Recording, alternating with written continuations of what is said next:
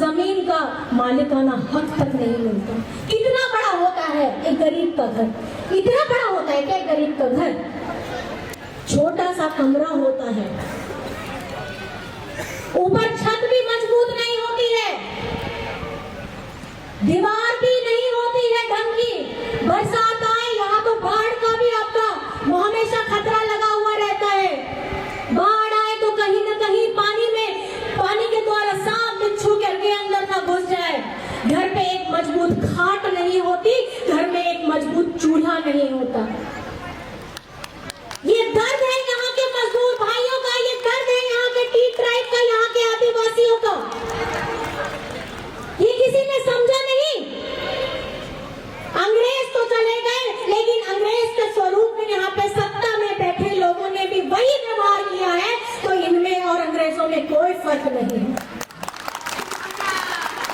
आज आपके दर्द, आपके संघर्ष, आपके हक की पुकार के लिए जब जेवीपी जेएमएम के साथ में आया तो हेमंत दादा ने ये कहा कि झारखंड में भी जब झारखंड बना नहीं था, झारखंड का सपना किसी ने देखा नहीं था, तो हमारे आदरणीय विश्व गुरु शिबू सोरेन ने, एक आदिवासी बेटा ने ये सपना देखा, हमारे आदिवासी लोग मिलकर यहाँ मूलवासी लोग झारखंड में रहेंगे।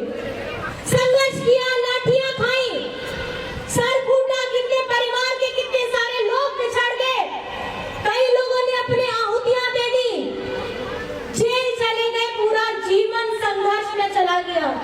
हमेशा याद रखिएगा, पहली पीढ़ी जो होती है वो हमेशा ऐसा संघर्ष करती है कि जिन्हें लाठियां खाना पड़ता है, जिनको अपने जान का परवाह नहीं करना होता है, अपनी मिट्टी के लिए, अपने जंगल के लिए, अपने जमीन के लिए, अपने पानी के लिए, उन्हें वो लड़ाई करके अपनी आहुति देनी पड़ती है। तो दूसरा जो पीढ़ी होता है वो संघर्ष करके उसको और आगे बढ़ाता है, ताकि उसके सामने जो जिम्मेदारियां थी उसके बड़े लोग, वो जिम्मेदारी को आह्वान करना होता है।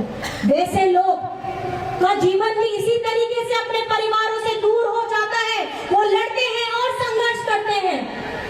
जो तीसरी पीढ़ी आती है उसे एक थोड़ा सा मौका मिलता है कि वो पहचान, वो लड़ाई जो 2-3 पीढ़ियों से लड़ी आ रही है, अब उस लड़ाई को आपको और आगे बढ़ा करके वो जिम्मेदारी को अपने मजबूत कंधों पे लेकर के आपको आगे बढ़ना है।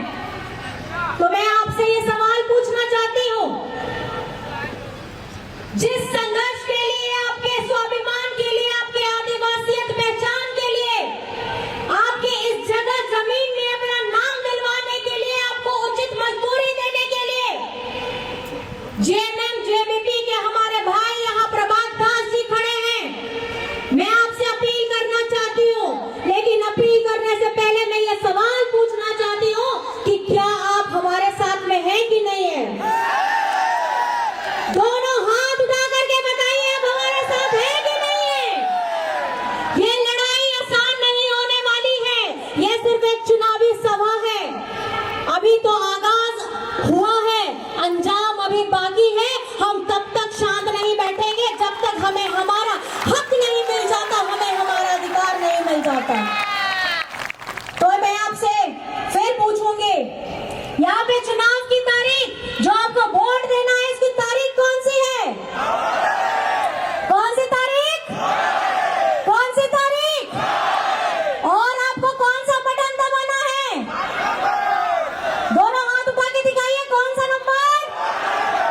कौन सा नंबर? कौन सा नंबर? और 5 नंबर में चुनाव चिन्ह क्या है? क्या है? तीर धनुष। ये तीर धनुष याद रखिएगा, ये संघर्ष की कहानी बताता है, लहूलुहान हमारे वीर सपूतों की कहानी बताता है। ये कहानी बताता है कि ये आपका जीवन इतना आसान से बीतने वाला नहीं है। आपको अपने हक, अपने अधिकार, अपने सम्मान, अपने पहचान के लिए हमेशा तीर धनुष की तरह, जैसे उन्होंने हमारे वीर सपूतों ने संघर्ष किया, ऐसे आप लोगों को भी संघर्ष करना है। तो इस अब की बार अधिकार की सरकार। क्या बोलेंगे? अब की बार, अब की बार, अब की बार। और हमारे जितने भी भाई बंधु हैं, बहुत दूर दराज से आए हैं, आप सभी का मैं अभिनंदन करती हूँ, आभार करती हूँ। अभी और भी कार्यक्रम है, आगे के कार्यक्रमों में जाना है और सफर भी लंबा है। तो उड़िया में है क्या यहाँ पे?